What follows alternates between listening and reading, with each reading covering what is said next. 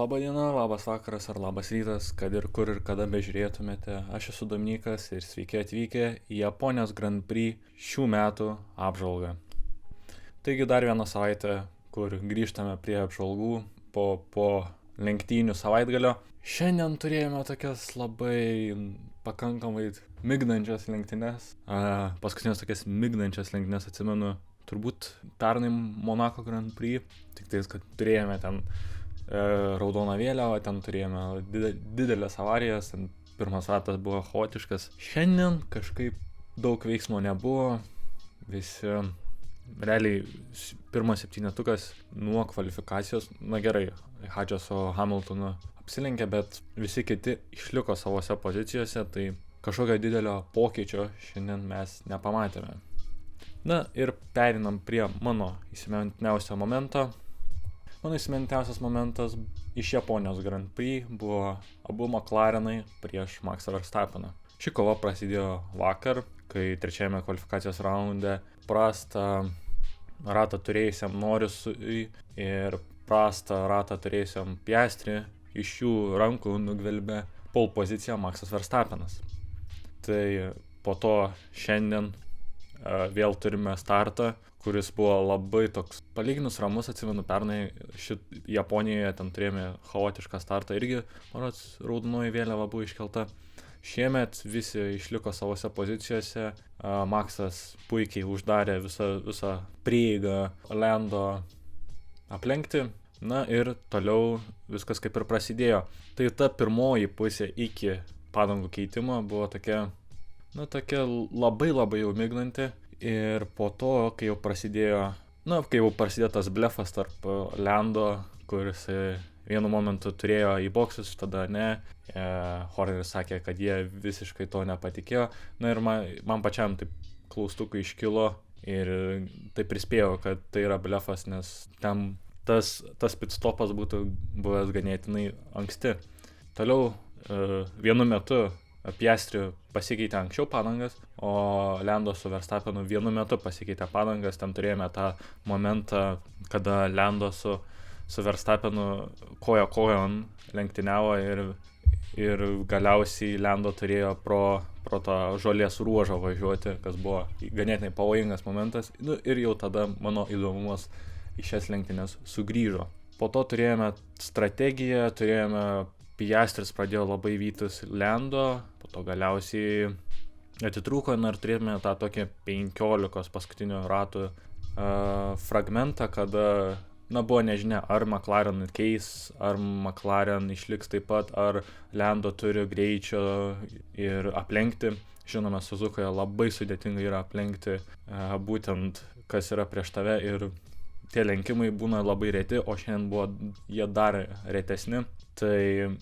Tai todėl buvo tokia nežinia, ar kaip kas pasiseks. Na, turime ir su tuo susijusi klausimą. Kodėl McLaren neapkeitė Lando su Piastri? Aš manau, jie šiek tiek keičia tą politiką, keičia požiūrį šiek tiek. Vis tiek tas dviejų pirmų lenktynininkų požiūris vis dar yra, bet aš manau, jie tiesiog paliko taip, kaip yra dabar ir stengiasi patiem lenktynininkam išspręsti savo problemas. Tai turėjo būti Piastri pats turėjo aplenkti Lando, o Lando, gintis, nežinau, turėjo prisivyti prie Verstappeno. Tai aš manau, šį kartą McLaren tiesiog, nors Piastris buvo tikrai greitesnis ir konstruktorių įžvalgoje tai būtų buvę žymiai geriau. Taip pat tu apkeitus lenktynininkus gali vėl sugrąžinti juos atgal, jeigu nepavyksta, jeigu Verstappenas toliau nėra pasiekiamas. Bet manau, jog tiesiog buvo toks sprendimas, kad viskas, turime du lenktynininkus, turime du tos number one drivers ir tegul jie išsisprendžia savo problemas patys. Na ir pereiname prie lentelės. Taigi turime Verstappeną nugalėjusi, Norris ir Piastri užbaigiančius podiumo pozicijas. Ketvirtas buvo Leclerc'as ir dar vienas žiūrovo klausimas. Kas nulėmė tokį didelį tarpą tarp Piastri ir Leclerc'o? Kaip ir sakiau vakar kvalifikacijos video, taip ir dabar Leclerc'as pranoko savo automobilio galimybės. Kol kas atrodo, jog Ferrari ir pagal Hamiltoną ir aplamai atrodo, jog jie yra ketvirti ir paskutiniai tarp tų 4 komandų. Labai daug trūksta iki McLaren, labai daug trūksta iki Verstappeno.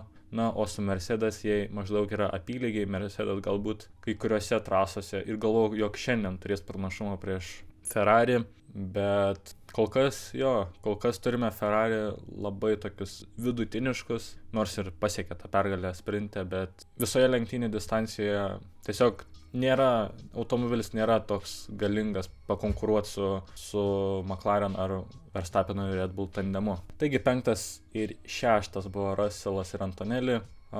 Neblogas rezultatas Mercedesam, toliau jie eina antra konstruktorių taurės vieta.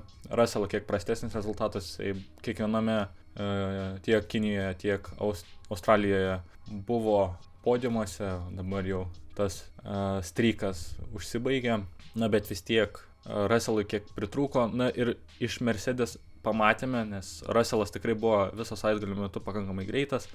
Iš Russello būtent pamatėme, ant kiek sunku yra aplenkti čia šitoje būtent Suzukos trasoje varžovus ir dėl to tas būtent šešetukas išliko lygiai toks pat, na ir Hamiltonas su Hadže apsikeitė.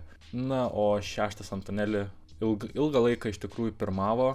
Galbūt jie tikėjosi, kad turės tą geltoną safety carą, turės gal raudoną vėliavą, gal šiek tiek buvo čia ir rizikos, bet galiausiai tiesiog jie pasirinko šitokią strategiją ir na, jiems ne tai, kad nei atsipirko, nei neatsipirko, tiesiog jie išliko savoje pozicijoje. Na ir turime 7 Lewisą Hamiltoną ir su tai susijęs klausimas. Kas vyksta su Hamiltonu?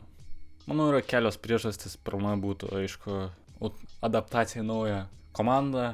Matome iš Carloso Sainzo pavyzdžio, jog yra sudėtinga pereiti ne tik iš vienos komandos į kitą, bet iš naujo variklio prie kito. Na ir kol kas dar prisidėjus tai, jog Ferrari bolidas nėra toks iki galo geras, Hamiltonas susiduria su sunkumais ir todėl mažai patirties šiame bolide ir ganėtinai iš ketvirtuko pats prasčiausias bolidas, na, duoda tokį rezultatą, kad jis yra kaip ir paskutinis iš to 7.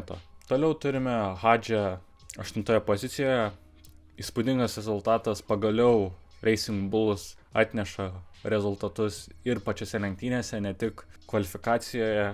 Pamatėme, jog kvalifikacijoje, kai yra vieno rato atstumas, Racing Bulls yra įspūdingai greiti.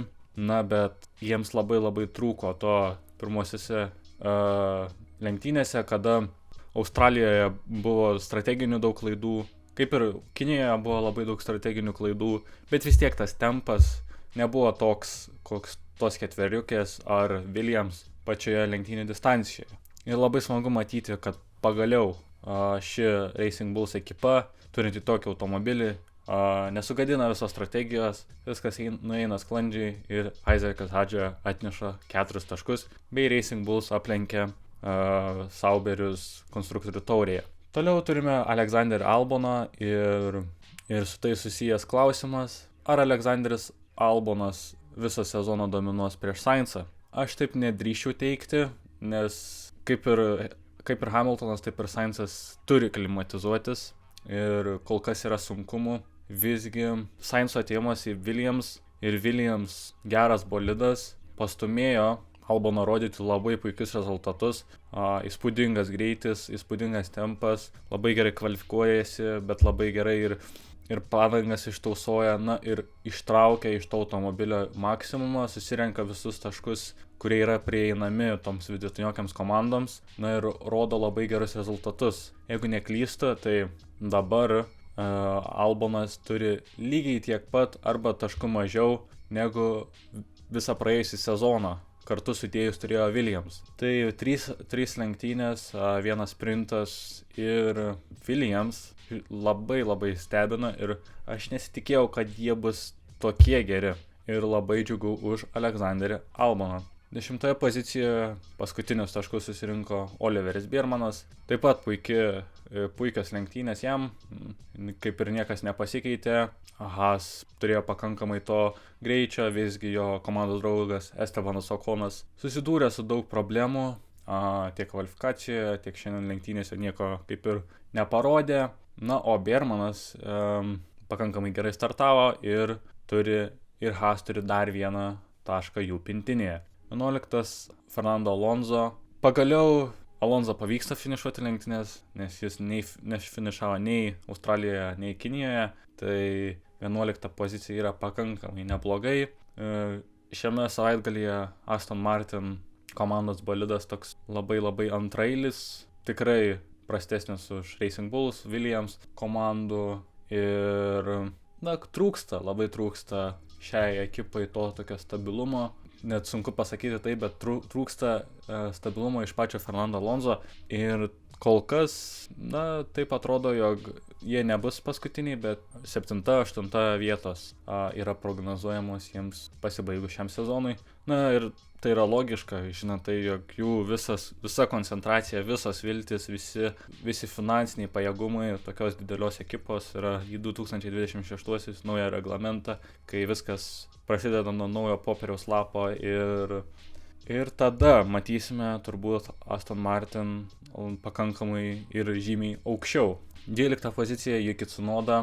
Ir turime paskutinį šiandienos klausimą. Ar Red Bull patenkinti dėl Yuki Tsunodos rezultato? Nežinau, ar jie patenkinti, kai jų pagrindinis lenktynininkas laimi lenktynes, bet iš kitos pusės jie supranta, tai Yuki Tsunodos pirmasis lenktynės, kad jis finišavo 12, patobulėjo nuo 14 pozicijos ir turėjo ganėtinai prastą kvalifikaciją. Tai tokios dvejopos mintys, bet aš manau, kad nereikėtų čia per daug perdėti, kad Yuki Tsunodai nepavyko į 10 ar dar kažką, bet aš manau, kad viskas pakankamai bus gerai, reikalai susitvarkys ir Yuki Tsunoda turėtų šiek tiek padėti konstruktorių taurėje. Toliau 13 turime Pierre Gasly. Nukrito šiek tiek nuo 11 pozicijos, turėjau vilties, kad galbūt išeis pakovoti dėl taškų, bet matėsi iš pačių pirmų ratų, kad tai nėra jo savaitgalis, nėra savaitgalis, kuris parodys tinkamą rezultatą ir Alpine vis lieka be taškų, kaip ir Duhanas. Jie lenktynių viduryje kažkur susikeitė vienas su kitu, ir ganėtinai prastas savaitgalis iš Alpine. 14 Carlosas Sainzas, kaip ir jau kalbėjau, Sainzui reikia klimatizuotis ir lauksime kitur. Aš manau, kad ateinantį etapą Bahreine mes turėsime žymiai geresnę Sainzo versiją ir jisai parodys geresnius rezultatus. O dabar Japonijoje, atsimenu puikiai, kad pastaruosius metus tiek abu Ferrari būdavo ganėtinai ne kažką Japonijoje, tai Sainzas manau, kad turės labai gerą savaitgalį lygiai po savaitės. Ir turime Sauberius likusius, kurio aptarti nelabai turiu ką. Toliau dar vienas prastas savaitgalis, matosi, kad sunku tiek Hülkenbergui, tiek Bortoleto išvystyti pakankamai tempo, prilygti prie kitų. Jie kol kas atrodo tokia išreikšta 10-9 komandos, jie labai panašiai su Alpine. Alpine gal šiek tiek protarpiais geresni, bet vis tiek taškų realiai yra mažai arba nieko. Ir kol kas daug proveržio nesimato. Sauber, kaip ir Aston Martin, koncentravę yra į 2026-uosius, viskas pasikeis. Ir dabar, tenka kentėti Nico Hülkenbergui, o Bortoletą tenka prisijaukinti ir priprasti prie Formulės 1 bolidų. Ir dabar metas apžvelgti, ką aš kalbėjau prieš kelias dienas savo spėjimuose. Tai pole pozicija mano akimis buvo Lando Norrisas, kas buvo ganėtinai arti, bet pamatėme, kad šioje trasoje yra vienas labai išreikštas žmogus ir jis yra Maxas Verstappenas. Įspūdingas Verstappeno greitas kvalifikacijoje, tas ratas buvo tiesiog kosminis.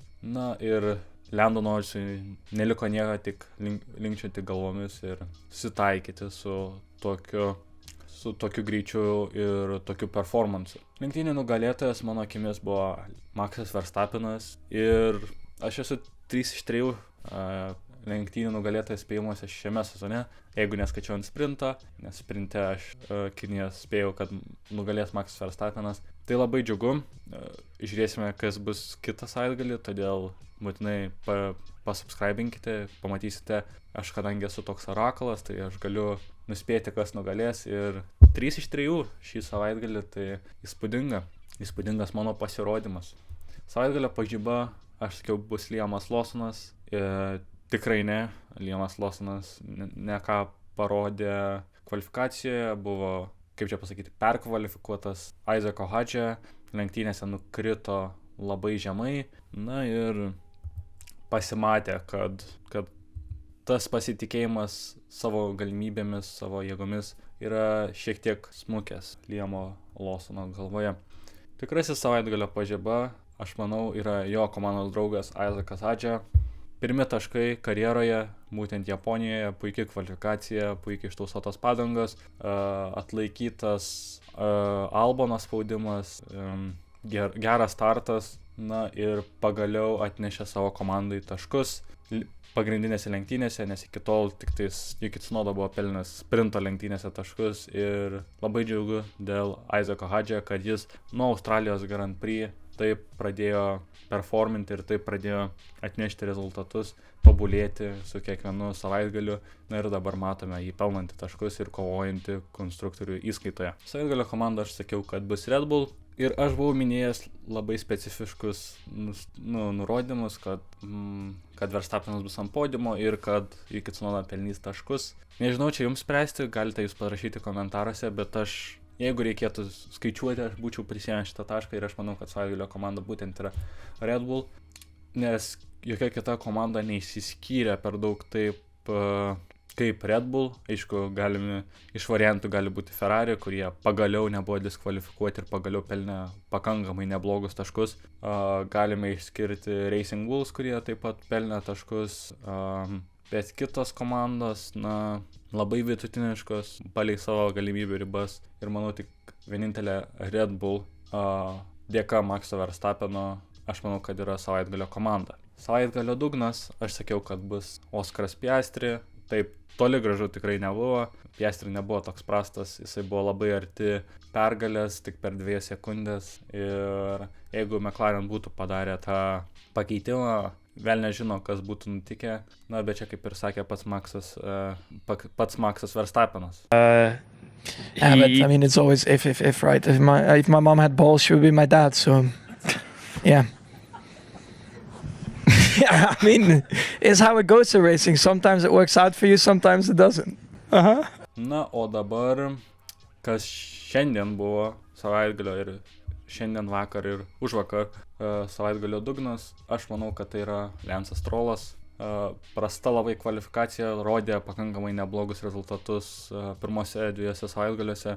Šiandien ir vakar labai prastai, visiškai nieko neparodė. Buvo, man rodos, vienintelis, kuris aplenktas ratu visų 3, Verstappeno, Norriso ir Piastri.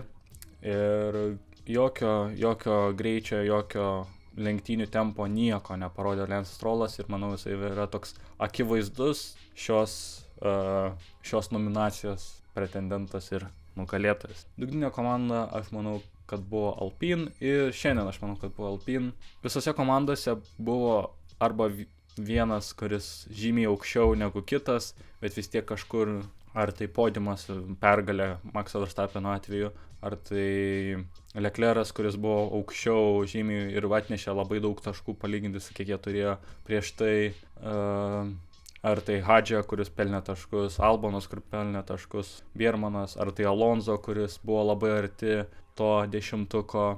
Viena ar kiekvienoje komandoje yra tas, kuris labai gerai pasirodė ir tas, kuris kiek prasčiau pasirodė.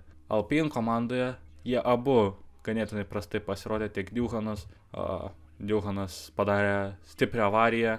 Na ir manau, vienintelė tokia komanda, kur apart Sauber, bet Sauber mes žinome, kad jie tai yra tokie iš pernai metų, šiemet, kad pagal automobilį jie yra tikrai prasčiausi. Na, o Alpine turi to potencialo, turėjo su Gasly potencialo pačioje pradžioje, bet nepabandė nieko inovatyvaus ir galiausiai turėjo Gasly finišuoti 13, labai netoli Duhano ir jokio pozityvo iš šios komandos šį savaitgalį. Todėl aš manau, kad aš atspėjau ir Alpine buvo dugninė komanda. Taigi šį savaitgalį iš 6 3, kas yra pakankamai neblogai. Na ir viskas. Taigi ačiū, kad žiūrėjote, ačiū, kad klausėte mano šitų, kaip aš jau ir sakau, paistalų. Manau, kad jums, nežinau, ar jums patinka ar ne, galite parašyti komentaruose, galite parašyti man asmeniškai Instagrame. Pasiekite taip pat Instagrame Finišo tiesioji 1, nes man labai patinka skaityti komentarus. Ir ką, susitiksime kitą savaitgalį, kitą savaitę, kai aš pristatysiu savo kitus spėjimus, bei turėsiu vieną specialų video. Ate.